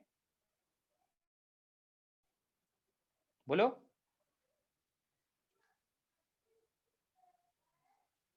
क्लियर है क्या, किसी को लिक्वेशन में कोई डाउट तो नहीं है कि लिक्वेशन में मैंने क्या कर दिया है। No sir. लिक्वेशन का कॉन्सेप्ट क्या है, लिक्वेशन का कॉन्सेप्ट एकदम सिंपल है कि इम्प्योरिटी और मेटल के मेल्टिंग पॉइंट में डिफरेंस होना चाहिए, और मेटल का मेल्टिंग पॉइंट कम होगा तो इजीली फ्यूजिबल होगा, तो हम उसको अलग कर लेंगे और मेरा इम्प्योरिटी अलग हो जाएगा, ठीक है। तो ये तो हमारी कहानी थी किसकी, लिक्वेशन की। सेकंड मेथड है मेरा, सेकंड मेथड है फ्रैक्शनल डिस्टिलेशन। फ्रैक्शनल डिस्टिलेशन तो नाम से ही पता चल रहा है, based on principle that metal is volatile while impurities are non volatile, ठीक है। कि मेटल तो वॉलेटाइल होगा बट इम्प्योरिटी नहीं होगी। जैसे हम लोग फ्रैक्शनल डिस्टिलेशन तो हम लोग पहले भी पढ़ चुके हैं ना, फ्रैक्शनल डिस्टिलेशन से कैसे प्योर करते हैं, कि पहले हम लोग बॉइल कर लेते हैं तो हमारा वॉलेटाइल चीज होगी ऊपर आ जाएगी, फिर उसको अलग कर लेंगे, और जो इम्प्योरिटी नॉन वॉलेटाइल है वो नीचे ही रह जाएगी, बोलो। हाँ sir. Generally used for zinc cadmium mercury, क्योंकि जिंक कैडमियम मरकरी हमारे ऐसे मेटल होते हैं जिनका melting point and boiling point दोनों ही बहुत कम होता है। जिंक कैडमियम मरकरी, मरकरी तो ऐसा मेटल है जो रूम टेम्परेचर पर लिक्विड फॉर्म में हमें मिलेगा, ठीक है। तो ऐसे मेटल के लिए यूज करते हैं जिनका वॉलेटाइल नेचर हो और इम्प्योरिटीज नॉन वॉलेटाइल नेचर की हो, तो उसमें हम लोग क्या करेंगे, उस डिस्टिलेशन यूज करेंगे। ठीक, थर्ड जो कि हमारा इंपॉर्टेंट मेथड है, लिक्विडेशन फॉर फ्रैक्शनल डिस्टिलेशन तो ठीक है, थर्ड हमारा इंपॉर्टेंट मेथड है जोन रिफाइनिंग मेथड। तो देखो इसको ध्यान से समझो, इसमें हम लोग क्या कर रहे हैं, जोन रिफाइनिंग मेथड में based on the concept that impurities are more soluble in liquid metal than solid metal. समझ आया क्या बोला मैंने? इम्प्योरिटी जो मेरी होगी ना वो लिक्विड मेटल में ज्यादा सोल्यूबल होगी as compare to solid metal. ठीक है, ये इसका कॉन्सेप्ट है। Second also known as fractional crystallisation, zone refining का दूसरा नाम है fractional crystallisation, use for highly pure boron, silicon, germanium, gallium etcetera. कि हमको अगर हाईली प्योर मेटल चाहिए तभी हम लोग यूज करेंगे। अब इसका फंडा क्या है, फंडा समझो, दिख रहा है zone refining of germanium metal, दिख रहा है नीचे डायग्राम? हाँ। तो हम लोग देखो क्या करते हैं, हम लोग एक सर्कुलर हीटर लेते हैं, ये सर्कुलर हीटर दिख रहा होगा सभी को, ठीक है, सर्कुलर हीटर है, इसका टेम्परेचर बहुत बहुत बहुत हाई है ना, और ये रॉड है मेरी जो इम्प्योर जिंक की रॉड है। ठीक है, रॉड मेरी इम्प्योर जिंक की रॉड है। अब इसमें हम लोग क्या करते हैं, यहाँ एक्स वाले पॉइंट से शुरू किया मैंने, पहले हीटर को यहाँ लगाया, मैंने हीट किया, तो यहाँ पर क्या होगा, इसी एरिया से लिक्विड हो जाएगा मेरा मेटल, थोड़ा थोड़ा मेल्ट होगा और आगे पूरा सॉलिड रहेगा। फिर मैं इसको थोड़ा सा आगे चले जाता हूँ, मेरे सर्कुलर हीटर को इस डायरेक्शन में मूव कर रहा हूँ मैं, या तो हीटर को मूव कर दो या रॉड को मूव कर दो, किसी भी एक को मूव करना है ना। अब इसको मैं आगे ले गया तो पीछे वाला हिस्सा तो अब ठंडा होने लगेगा, तो वो तो क्या हो गया, वो तो क्या हो गया, वो तो हो गया मेरा पीछे वाला हिस्सा क्या हो गया, वो तो प्योर हो गया। और अब आगे वाले हिस्से में क्या होगा, मेरा मोल्टन जोन आ गया, यहाँ पर लिखा भी है मोल्टन जोन। अब आगे वाला मेटल लिक्विड फॉर्म में चला गया, तो मेरी यहाँ से इम्प्योरिटी क्या होगी, खिसक खिसक के मोल्टन जोन की तरफ जाना चाहेगी। क्यों? क्योंकि वो मोल्टन लिक्विड में ज्यादा सॉल्युबल है। ठीक है, फिर ऐसे ही मैं हीटर को और आगे ले जाता हूँ तो पीछे वाला हिस्सा ठंडा हो जाएगा, तो यहाँ की सारी इम्प्योरिटी आगे मोल्टन जोन में जाएगी। फिर हीटर को और आगे ले जाता हूँ तो इम्प्योरिटीज आगे और मोल्टन जोन में जाएगी, फिर लास्ट में इम्प्योरिटी यहाँ आकर पूरी इकट्ठा हो जाएगी। तो यहाँ वाले क्या होगा, इतने सारे पार्ट को हम काट के अलग कर देंगे कि यहाँ पर इम्प्योरिटी, अब इसको काट के अलग कर दो।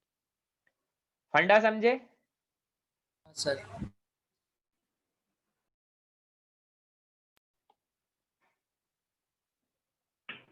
सर ये क्या रैपिड चलिए। प्रोसेस होता है, इसका कूलिंग होना, कूलिंग और हीटिंग साथ में? हाँ ऐसा ही कर रहे हैं हम लोग, है ना, धीरे धीरे हीटर को ले जा रहे हैं ना। तो हमारा क्या होगा कि हमारा लिक्विड धीरे धीरे, मतलब लिक्विड फॉर्म का मतलब ऐसा नहीं है कि पूरा ही लिक्विड में कन्वर्ट हो गया है। तुमने देखा होगा कि जो आयरन होता है, आयरन को जैसे वेल्डिंग में देखा होगा कि जब उस रॉड के ऊपर वेल्डिंग करते हो तो बिल्कुल रेड हॉट हो जाता है वो, है ना। तो उसके अंदर थोड़ी थोड़ी लिक्विड की प्रॉपर्टी होती है, थोड़ी सॉलिड की होती है, बट आगे पूरा सॉलिड है जो ठंडा वाला है। तो हमारी जो इम्प्योरिटीज होगी वो क्या होगी, लिक्विड फॉर्म में ज्यादा रहेगी, सॉलिड में कम। अब हम लोग हीटर को आगे ले जाएंगे तो हमारा लिक्विड फॉर्म आगे जनरेट हो जाएगा मोल्टन जोन, और पीछे सॉलिड रहेगा। तो सॉलिड से इम्प्योरिटी निकल के लिक्विड फॉर्म में जाएगी क्योंकि वहां पर वो ज्यादा सॉल्युबल। तो ऐसे धीरे धीरे करके लास्ट में आ जाएगी सारी इम्प्योरिटी यहाँ पर, और उसको हम लोग यहाँ पर आ जाएगी सारी इम्प्योरिटी, फिर इतने से लास्ट में थोड़े से पार्ट को हम लोग काट के अलग कर देंगे। समझ गए? हाँ सर समझा। लास्ट मेथड है फिजिकल मेथड्स में क्रोमेटोग्राफिक मेथड, है ना। ये वाला मेथड वैसे तो ज्यादा कोई पूछता नहीं है, और ये मेथड 11th क्लास में एनसीईआरटी में लिखा हुआ है ऑर्गेनिक में। क्रोमेटोग्राफिक मेथड पढ़ा है कभी? देखो अब इसमें होता क्या है, based on the concept that different component adsorb to different extent on adsorbent. एक तो होता है एड्सॉर्बेंट, एक होता है एड्सॉर्ब, है ना, एड्सॉर्बेट, और एक होता है एड्सॉर्बेंट। दो चीजें होती है। एड्सॉर्बेंट का मतलब क्या होता है, जिसके ऊपर जाकर एड्सॉर्ब होगा, और एड्सॉर्बेट का मतलब क्या होता है, जो एड्सॉर्ब खुद एड्सॉर्ब होगा, जो जाकर जो एड्सॉर्ब हो रहा है वो तो एड्सॉर्बेट है, और जिसके ऊपर एड्सॉर्ब होगा वो एड्सॉर्बेंट होता है। ठीक है, तो उसका डिफरेंट हम बोलते हैं based on the concept that different component adsorb to different extent on adsorbent, कि अलग अलग कंपोनेंट अलग अलग एक्सटेंट में जाकर एड्सॉर्ब होते हैं। एड्सॉर्ब क्या होता है, एक तरह से एब्जॉर्प्शन ही मानो अभी तो, बाकी हम लोग सरफेस केमिस्ट्री में देख लेंगे। जैसे मान लो हम बोलते हैं कि इम्प्योरिटी के एड्सॉर्ब होने का एक्सटेंट अलग है और मेटल का एड्सॉर्ब होने का एक्सटेंट अलग है, तो उस बेस पे भी हम लोग इन दोनों को अलग अलग कर सकते हैं। इसमें मैंने लिखा है used, ये पॉइंट इंपॉर्टेंट है, used particularly when both components are quite similar in properties and impurities present in very little quantity। कि मतलब both components का मतलब impurity और metal, वो उनकी दूसरी प्रॉपर्टीज सेम हो, लाइक उनका melting point boiling point same हो, उनको हम लोग लिक्वेशन से भी अलग नहीं कर पा रहे, उनकी केमिकल प्रॉपर्टीज भी सेम है, उनको और किसी मेथड से हम लोग अलग नहीं कर पा रहे, और इम्प्योरिटी बहुत थोड़ी से अमाउंट में है, तो तब हम लोग क्रोमेटोग्राफिक मेथड का यूज करते हैं। लास्ट मैंने लिखा है depending upon the method it may be column chromatography, paper chromatography और गैस क्रोमेटोग्राफी। ये हमारे यूजफुल नहीं है हमारे लिए कि क्या कॉलम होता है, क्या पेपर होता है, क्या गैस क्रोमेटोग्राफी। तुम्हें ज्यादा ही पढ़ना है तो एनसीईआरटी में लिखा है, वहां से देख ले, ठीक है। अब कॉलम क्रोमेटोग्राफी में क्या होता है, इसको मैंने लिखा है एक पॉइंट में, इन column chromatography Al2O3 stationary phase is adsorbent and component mixture is taken in moving phase, है ना।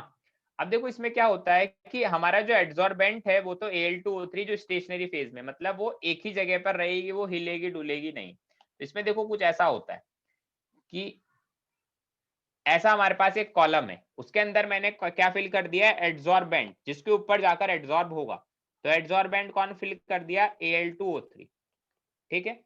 अब मैं ऊपर से क्या डाल रहा हूं, हमारा सॉल्यूशन, वो सॉल्यूशन किसका, इंप्योरिटी और मेटल का।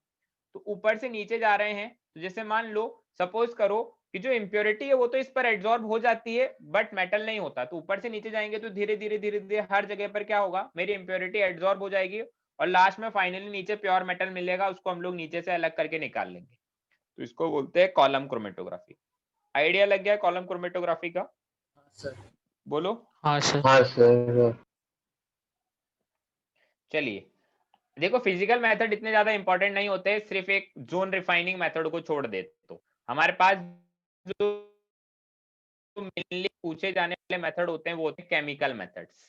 केमिकल मेथड्स के बारे में बात करते हैं। केमिकल मेथड में सबसे पहला मेथड है ऑक्सीडेटिव रिफाइनिंग, बहुत इंपॉर्टेंट मेथड है ऑक्सीडेटिव रिफाइनिंग, ठीक है। इसमें हम लोग दो मेथड पढ़ेंगे, बेसेमराइजेशन ऑफ पिग आयरन, जैसा मैंने तुम्हें बताया था, बाद में पढ़ाऊंगा, क्या है क्यूपलेशन, दोनों ही अच्छे मेथड। फर्स्ट है ऑक्सीडेटिव रिफाइनिंग, इसका कॉन्सेप्ट क्या है, impurities are more readily oxidized than metal, hence impurities can be removed। Concept समझ आ गया, फर्स्ट पॉइंट में कॉन्सेप्ट लिखा है ऑक्सीडेटिव रिफाइनिंग का, कॉन्सेप्ट समझ आ गया क्या, बोलो। सर। मतलब जो मेरी इंप्योरिटीज होगी वो इजीली ऑक्सीडाइज हो जाएगी, मेटल नहीं होगा। सबसे पहला प्रोसेस है बेसेमराइजेशन ऑफ पिग आयरन, ठीक है। इसमें हम लोग बोलते हैं pure oxygen is passed into molten pig iron in Bessemer converter lined with CaO flux. Bessemer converter क्या होता है, पहले मैंने बताया था, उसमें मोल्टन आयरन होती है और उसमें प्योर O2 पास करते हैं हम लोग, और साथ में CO एज ए फ्लक्स रहता है। फ्लक्स क्यों है, CO थोड़ा बहुत ऐसा ही O2 तो उसको निकाल दे। तो देखो हमारे पास पिग आयरन था, उसमें इंप्योरिटीज किसकी थी, carbon, silica, sulphur, phosphorus, manganese. O2 डाला गैस प्लस CaO, तो हमें डायरेक्टली क्या मिल गया, स्टील मिल जाता है जिसमें 1% ऑफ कार्बन होता है। तो इंप्योरिटीज ऑक्सीडाइज हो जाएगी, आयरन नहीं होगा। देखो इंप्योरिटीज सल्फर की थी, ऑक्सीडाइज होकर SO2 में निकल गई, कार्बन की थी, ऑक्सीडाइज होकर CO2 में निकल गई, फास्फोरस की थी, P4O10 में चली गई, सिलिकन की थी, SiO2 में चली गई, Mn की थी, Mn की थी, MnO में चली गई। अब देखो फर्दर और आगे क्या होता है, CaO मेरा फ्लक्स था, है ना, CaO मेरा क्या था, CaO मेरा फ्लक्स था, वो बेसिक था, CaO मेरा फ्लक्स था, वो बेसिक था। अब देखो, अब ध्यान से सुनो इसमें हो क्या रहा है। अब ये फास्फोरस नॉन मेटल है तो ये एसिडिक होगा और ये बेसिक होगा, इसके साथ रिएक्शन करके फ्लक्स बनाएगा, कैल्शियम का फॉस्फेट स्लैग होगा, वो अलग निकाल दिया। SiO2 खुद क्या है, ये एसिडिक है, कैल्शियम ऑक्साइड जो कि फ्लक्स है बेसिक, उसके साथ चला जाएगा। Mn क्या है, मैंगनीज खुद क्या है, मैंगनीज मेटल है तो बेसिक होगा, बेसिक ऊपर SiO2 वाला जो एसिडिक होगा उसके साथ रिएक्शन करके MnSiO3 स्लैग बना लेगा, उसको रिमूव कर देंगे। बेसेमराइजेशन ऑफ पिग आयरन समझ आ गया, स्टील कैसे मिल रहा है, रिएक्शन क्लियर है, ठीक है। नेक्स्ट मेथड है हमारे पास क्यूपलेशन। क्यूपलेशन कहाँ करते हैं, देखो ध्यान से समझना, क्यूपलेशन होता कहाँ है, ये इंपॉर्टेंट है। Removal of lead from silver, removal of lead from silver मतलब लेड मेरा इम्प्योरिटी है, नीचे मैंने मार्क करके भी लिखा है लेड क्या है, लेड मेरा इम्प्योरिटी है, सिल्वर में से लेड को अलग कर देंगे, ठीक है। अब प्रोसेस क्या है, सिल्वर मेटल, सॉरी इसमें लिखा है molten silver is taken in cupel, cupel क्या होता है, boat shaped vessel made of bone ash, है ना, बोट शेप्ड एक वेसल होता है इस तरह से ना, ऐसा कुछ होगा जो बोन ऐश का बना होता है, ठीक है। यार कुछ तो गड़बड़ लग रहा है मेरे को यहाँ पर, चलो कोई नहीं, देखते हैं गड़बड़ी मुझे पता चल जाएगी। Molten silver is taken in cupel, cupel क्या होता है, एक बोट शेप्ड का वेसल होता है जो बोन ऐश का बना होता है, बोन ऐश मतलब कैल्शियम का फॉस्फेट लिखा है। अब इसके अंदर क्या डालता हूं मैं, हवा मैंने डाली, एयर इज ब्लोन, तो क्या होगा, हवा मैंने डाली तो जो लेड होगा उसका ऑक्साइड ऑक्सीडाइज हो जाएगा पीबीओ की फॉर्म में, हमें एजी प्योर मिल जाएगा। इतना सा मेथड है और कुछ इसमें एक्स्ट्रा नहीं हो रहा। तुमसे डायरेक्टली यही पूछेगा कि क्यूपलेशन का यूज कब करते हैं, तो लेड में से सिल्वर को हटाने के लिए हम लोग इसका यूज करते हैं। क्लियर है? हाँ सर। हाँ सर।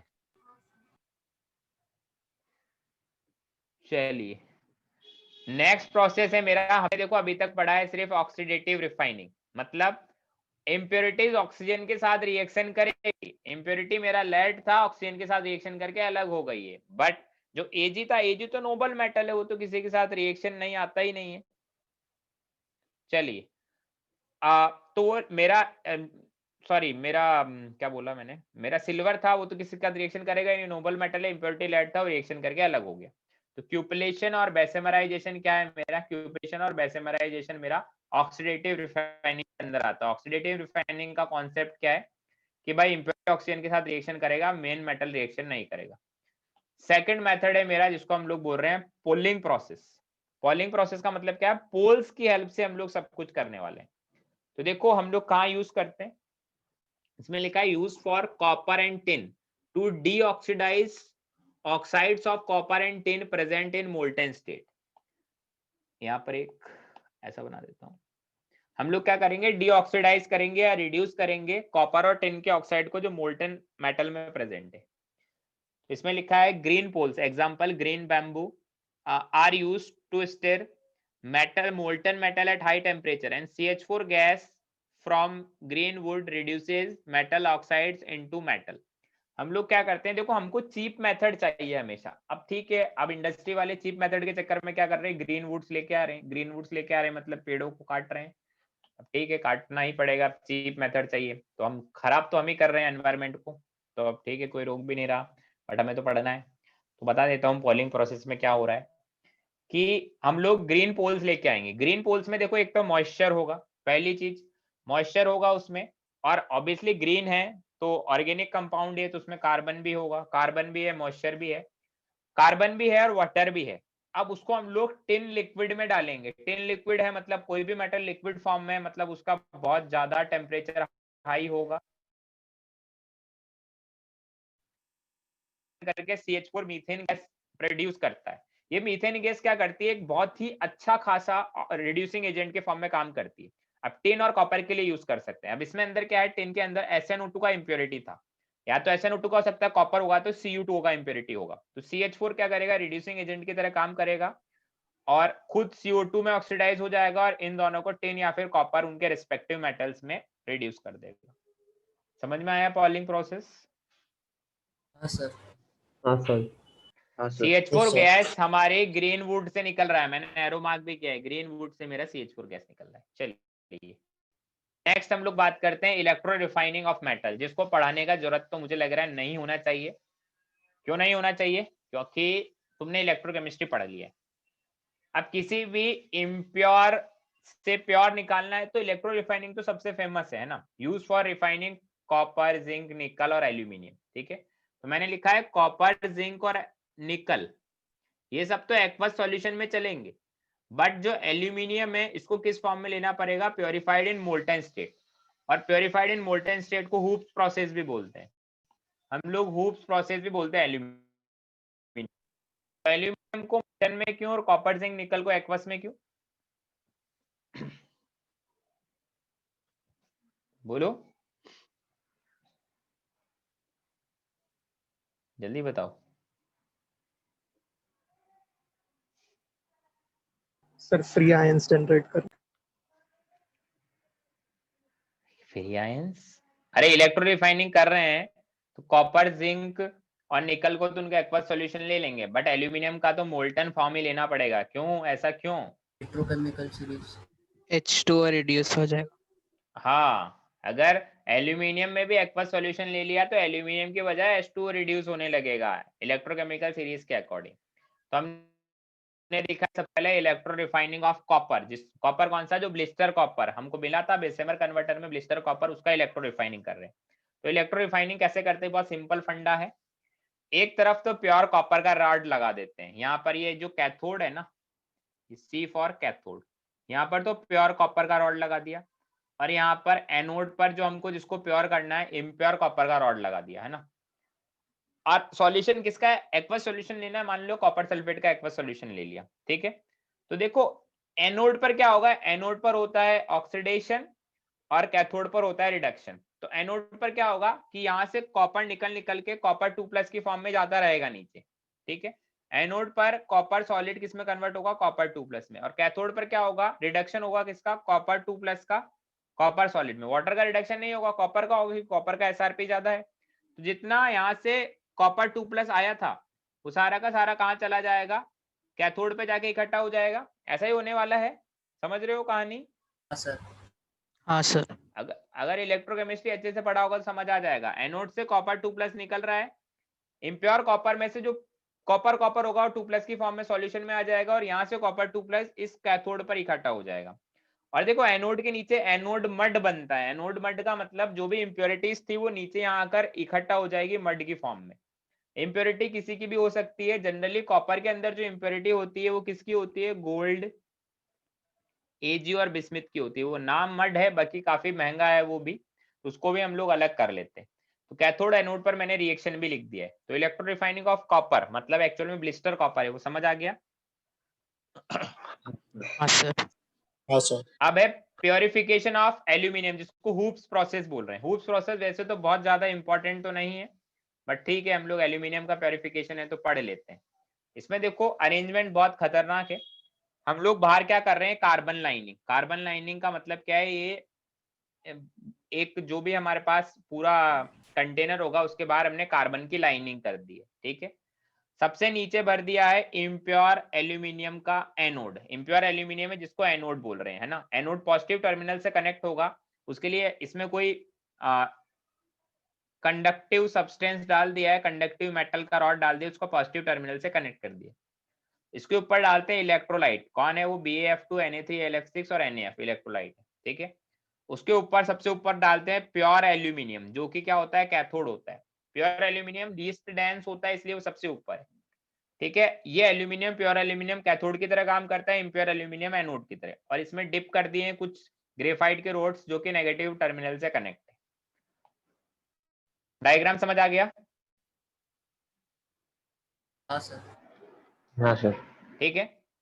इलेक्ट्रोलाइट क्यों डालना है बीच में? BaF2 Na3Lf6 मेल्टिंग पॉइंट कम करने के लिए और कंडक्टिविटी बढ़ाने के लिए। तो ऑब्वियसली क्या होगा? एनोड पर ऑक्सीडेशन होगा इम्प्योर एल्यूमिनियम का, तो एल्यूमिनियम Al3+ की फॉर्म में जाएगा, इम्प्योर एल्यूमिनियम।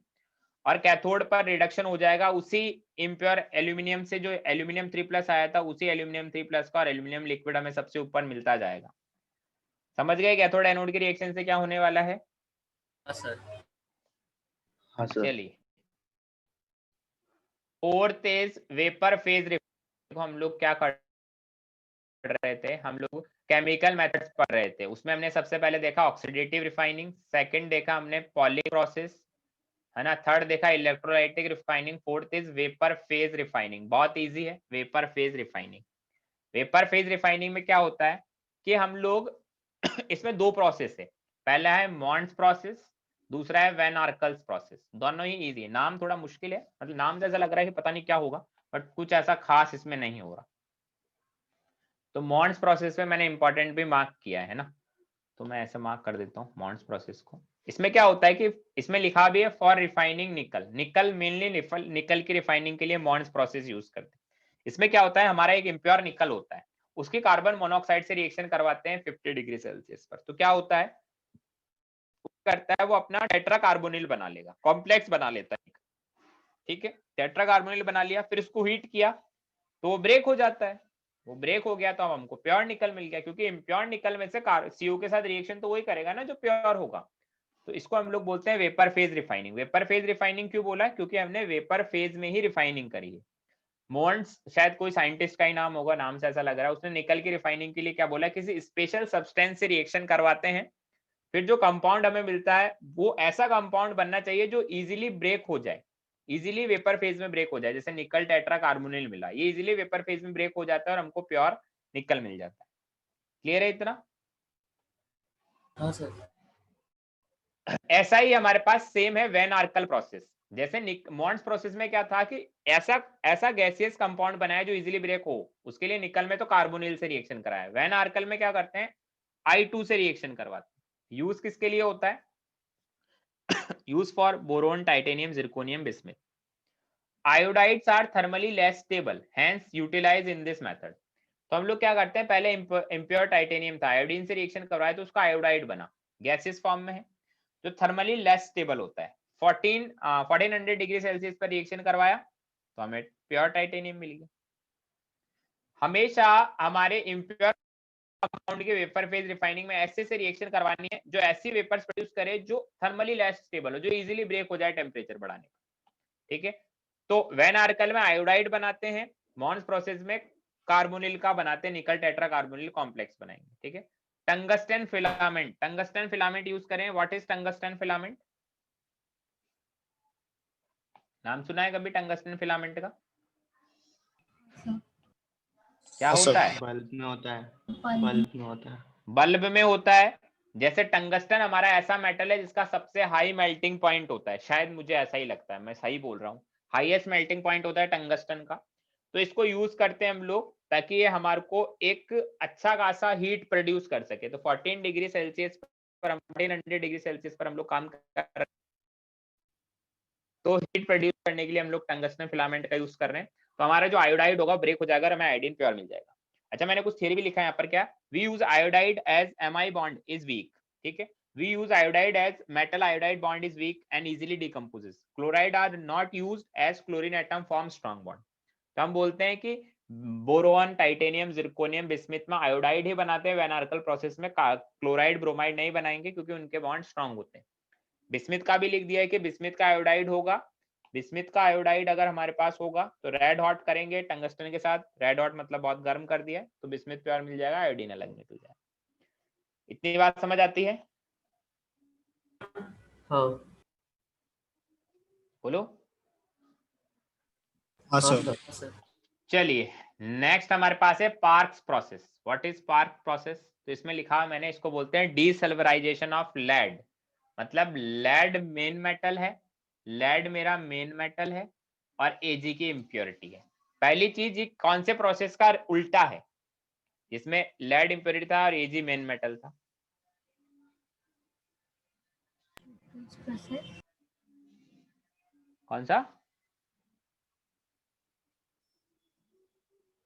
कौन सा प्रोसेस है, बोलो। क्यूपलेशन में पढ़ा था ना अभी थोड़ी देर पहले, क्यूपलेशन देखो,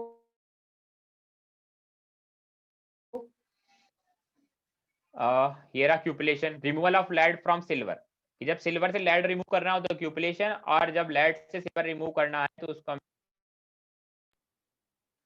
लोग बोलते हैं पार्क्स प्रोसेस, ठीक है। तो इसमें फर्स्ट पॉइंट लिखा है क्या, फर्स्ट पॉइंट देखो, फर्स्ट पॉइंट इसका कॉन्सेप्ट है, फर्स्ट पॉइंट इसका concept based on partition slash distribution slash solvent extraction law. मतलब इस बात पर डिपेंड करता है ये कि हम इसमें कुछ चीज डालेंगे तो हमारी इम्प्योरिटी या मेन मेटल तो क्या होगी, सॉल्वेंट में डिसॉल्व हो जाएगी और दूसरी चीज नहीं होगी। तो क्या डालेंगे वो लिखा है मैंने लिखा है 1% of zinc is added into molten lead having impurity of zinc, ठीक है। पढ़ाई छोड़ दो, बोर हो रहा है तो क्यों पढ़ते हो, जाओ मजे करो, ठीक है।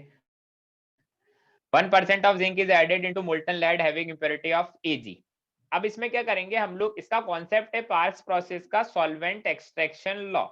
मतलब कोई पर्टिकुलर सॉल्वेंट डालते हैं और वो एक्सट्रैक्ट कर लेगा या तो मेटल को या फिर इम्प्योरिटी को। तो हम बोलते हैं 1% of zinc is added into molten lead having impurity of Ag। ठीक है, अब इसमें क्या है, Ag की इम्प्योरिटी है लेड में, उसमें हम लोग 1% ऑफ जिंक डाल रहे हैं, मतलब कोई ऐसा सॉल्यूशन जिसमें जिंक 1% में। तो देखो स्टार मार्क करके एक पॉइंट मैंने लिखा है इसमें, क्या first point is Ag is nearly 300 times more soluble in zinc than lead in zinc। तो हम बोलते हैं कि जो Ag है वो 300 गुना ज्यादा सॉल्युबल है जिंक के अंदर। तो Ag तो उसमें डिसॉल्व हो जाएगा बट लेड नहीं होगा। अब नेक्स्ट पॉइंट लिखा है स्टार मार्क करके कि zinc Ag alloy comes on top surface almost pure lead at bottom after cooling zinc Ag alloy is skimmed off। मतलब हम लोग क्या बोल रहे हैं कि हमारे पास क्या था, मोल्टन लेड था, उसमें मैंने जिंक डाला तो हमारा Ag तो क्या होगा, जिंक में डिसॉल्व हो जाएगा और Ag जिंक में डिसॉल्व होकर जिंक Ag का एक अलॉय बना लेता है। तो अलॉय क्या होता है, वो ऊपर रहता है और मेरा प्योर लेड नीचे रह जाता है। अब इसको हम लोग ठंडा करेंगे तो सॉलिड के जो अलग अलग लेयर बनेगी, उसको हम हथौड़ा मार के अलग से स्किम्ड ऑफ मतलब निकाल देंगे। ठीक है, नेक्स्ट पॉइंट लिखा है now lead contains little impurity of. अब वैसे तो ये जो इस पेपर वाली चीज है ना, अब ये कोई यूजफुल नहीं है, फिर भी मैं बता देता हूँ, नॉट इन जेई सिलेबस भी लिखा है मैंने red mark red colour. Now lead contains a little impurity of Ag Au bismuth which are removed by Batts electrolytic process। अभी भी लेड में थोड़ा सा Ag बचा हुआ है, थोड़ा सा गोल्ड बिस्मिथ हो सकता है। तो बैट्स प्रोसेस में क्या होता है, सिंपल है, इसमें क्या करते हैं हम लोग, एनोड इम्प्योर लेड का लेते हैं, कैथोड प्योर लेड का लेते हैं, इलेक्ट्रोलाइट ये लेते हैं और एनोड मट पर हमें ये मिलता है। तो ऑब्वियसली कैथोड एनोड से कैसे हमें प्रोडक्ट मिलेगा वो तुम समझ सकते हो, क्योंकि हमने अभी तक बहुत ज्यादा ये पढ़ लिया है कि इम्प्योर लेड लेंगे तो इम्प्योर लेड का एनोड बनाएंगे तो लेड वहां से Pb2+ फॉर्म में जाता जाएगा और कैथोड पर वो रिड्यूस हो जाएगा लेड की फॉर्म में। दूसरी चीज हमारे पास क्या है, जिंक Ag अलॉय है। अब इसमें से भी Ag को अलग करना है, तो पहले तो मैंने हीट किया, दिस रिमूव्स लेड इम्प्योरिटी। ठीक है, अगर थोड़ी बहुत लेड होगा तो उसको भी हटा देंगे क्योंकि लेड का मेल्टिंग पॉइंट कम होता है जिंक Ag के कंपैरिजन में। तो यहाँ पर हमारे को जिंक Ag अलॉय मिला, उसका हम लोग डिस्टिलेशन करेंगे तो zinc is remove. Fractional distillation से क्या होगा, जिंक रिमूव हो जाएगा क्योंकि जिंक कैडमियम मरकरी का क्या होता है, बॉइलिंग पॉइंट और मेल्टिंग पॉइंट कम होता है और Ag हमें बाई प्रोडक्ट की फॉर्म में मिल जाएगा। ठीक है, वैसे तो ये वाला पेपर इंपॉर्टेंट नहीं है क्योंकि ना ही जेईई के सिलेबस में और कुछ ज्यादा ही लिखा हुआ है यहाँ। सिंपल है, पार्क्स प्रोसेस क्या होता है फंडा पता होना चाहिए, सॉल्वेंट एक्सट्रैक्शन लॉ पर काम करता है। हम लोग ऐसा सॉल्वेंट मिलाएंगे जिसमें इम्प्योरिटी डिसॉल्व होगी या फिर मेटल डिसॉल्व होगा। तो हम लोग डिसल्वराइजेशन ऑफ लेड में यूज करते हैं, जहां पर जिंक डालते हैं 1%, तो हमारा जो जिंक होता है वो Ag में डिसॉल्व हो जाता है और लेड हमारा अलग हो जाता है। इतना ही पता होना चाहिए, वही बहुत काफी है। क्लियर है इतना? बोलो। हाँ हाँ सर। सर। चलिए लास्ट वन, लास्ट नहीं second last is puddling process. Puddling process क्या होता है, तो लिखा हुआ है first point, used for manufacturing of wrought iron. What is wrought iron? Purest form of iron. Purest form of iron. तो आयरन का प्योरेस्ट फॉर्म बनाने के लिए हम लोग पडलिंग प्रोसेस यूज करते हैं। तो इसमें देखो फंडा बहुत सिंपल है ना, थोड़ा सा दिमाग लगा के पढ़ोगे समझ आ जाएगा। Puddling furnace lined with hematite is used in which impurity of this are oxidized by hematite. These impurities are present in pig iron. हमारे पास क्या है, पिग आयरन से हमें क्या बनाना है, हमें रॉट आयरन बनाना है, पिग आयरन से रॉट आयरन। अब पिग आयरन में कुछ इंप्योरिटीज होती है, carbon, sulphur, silicon, phosphorus, manganese की। तो हम लोग क्या करते हैं, उसको ऑक्सीडाइज करवाते हैं Fe2O3 के साथ। क्यों करवाते हैं Fe2O3 के साथ ऑक्सीडाइज? क्योंकि जो Fe2O3 होता है उसमें लेड क्या होता है, लेड नहीं सॉरी आयरन +3 में होता है। आयरन +3 में स्टेबल नहीं होता, आयरन या तो 0 में या फिर +2 में स्टेबल होता है। ठीक है, तो Fe2O3 मतलब हेमेटाइट के साथ लाइंड होती है वो। ठीक है, तो क्या होगा, देखो carbon, sulphur, phosphorus, manganese, silicon, इन सबको ऑक्सीडाइज कर देगा और खुद रिड्यूस हो जाएगा आयरन की फॉर्म में। ठीक है, चलिए अब इसमें लास्ट में क्या होता है, MnO और P4O10 था, ये SiO2 या फिर Fe2O3 से भी रिएक्शन कर सकता है और अपना एक अलग स्लैग भी बना सकता है, ये भी इसमें हो सकता है। लास्ट मैंने लिखा है नीचे, wrought iron is the purest form of iron and is ductile and soft and it is used for making links of chain and hooks of crane. कहाँ यूज होता है, सॉफ्ट होता है, इसलिए हम लोग चेन के लिंक्स और हुक्स बनाते हैं क्रेन के, उसमें काम आता है क्योंकि इजीली हम लोग इसको बेंट वगैरह कर सकते हैं। कॉन्सेप्ट कितना है, कॉन्सेप्ट सिर्फ इतना सा है, हम लोग हेमेटाइट से रिएक्शन करवाते हैं। क्यों रिएक्शन करवा रहे हैं? क्योंकि haematite as a reducing agent काम करता है, sorry as a oxidising agent काम करता है। हेमेटाइट इंप्योरिटीज को ऑक्सीडाइज कर देगा और खुद रिड्यूस हो जाएगा। बस ये फंडा है जो हमें याद होना चाहिए पडलिंग प्रोसेस का। Last is parting process for gold. अब हम लोग गोल्ड को प्योरीफाई कर रहे हैं बाय पार्टिंग प्रोसेस। क्या होता है ये? First point, gold is a noble metal and not attacked by even concentrated HNO3 and H2SO4. Metal है, मेटल मतलब रिएक्टिव नहीं होगा। तुम इसमें कॉन्सेंट्रेटेड HNO3 डालो, H2SO4 डालो, गोल्ड को कोई फर्क नहीं पड़ता, तुम कुछ भी डालो।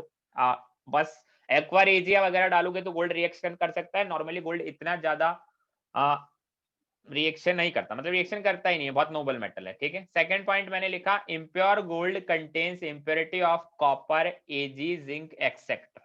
ठीक है, अब ब्रैकेट में मैंने लिखा है in fact gold is soft metal and these impurities are intentionally added into gold to give it hardness and lustre in gold ornaments, है ना।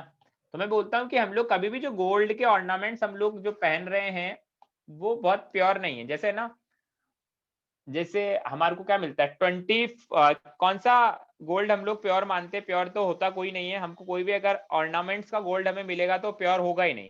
प्योर क्यों नहीं होगा? क्योंकि अगर प्योर गोल्ड हम लोग लेंगे तो उससे ऑर्नामेंट्स बनाना बहुत मुश्किल है, क्योंकि उसमें ना तो उतनी हार्डनेस आएगी और ना ही उसको हम लोग वो ऑर्नामेंट वाला शेप दे पाएंगे। तो गोल्ड के अंदर थोड़ी सी हम लोग हार्डनेस डालने के लिए और लस्टर, मतलब हमारा जो ऑर्नामेंट है वो थोड़ा शाइन भी तो करना चाहिए, लस्टर लाने के लिए हम लोग उसमें कॉपर, जिंक या फिर थोड़ा बहुत सिल्वर हम लोग बाहर से इंटेंशनली भी ऐड कर देते हैं। बट हमें तो प्योर गोल्ड चाहिए, तो उसका कैसा हम लोग करेंगे, कैसे हम लोग प्योर गोल्ड बनाएंगे? तो नेक्स्ट पॉइंट में लिखा है to remove impurity, impure gold is dissolved in H2SO4/HNO3।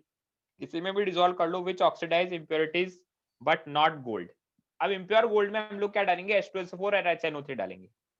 H2SO4 और HNO3 एक हमारे ऑक्सीडाइजिंग एजेंट है। क्यों? क्योंकि H2SO4 में सल्फर +6 में, HNO3 में नाइट्रोजन +5 में, तो ये तो सामने वाले को ऑक्सीडाइज कर देंगे और खुद रिड्यूस हो जाएंगे। तो गोल्ड के और कॉन्सेंट्रेटेड लेंगे, कॉन्सेंट्रेटेड H2SO4 या फिर HNO3 एक हाईली स्ट्रॉन्ग ऑक्सीडाइजिंग एजेंट होता है। ये मैंने तुम्हें पढ़ाया होगा शायद उसके अंदर ऑक्सीडेशन रिडक्शन ऑफ हाइड्रोलिसिस में बताया था ऐसा कुछ। हाँ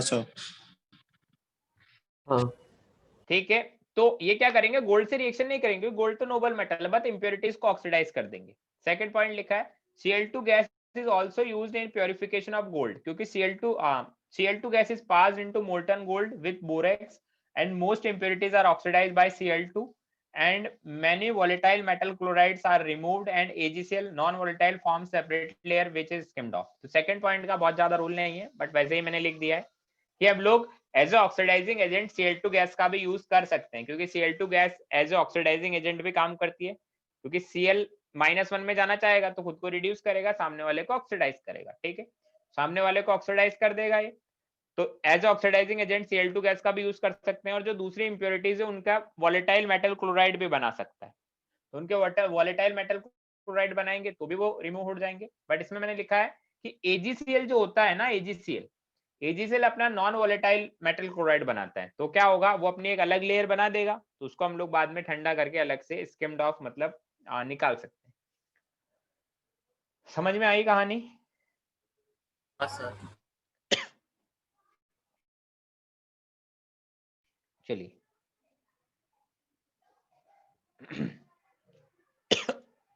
तो देखो, अब हमारा चैप्टर तो हो गया है खत्म। अब मैं तुम्हें कुछ बातें बता देता हूं कि जैसे कि कुछ लोगों को ऐसा भी लग रहा है कि मैं बहुत तेज पढ़ा रहा हूं, है ना।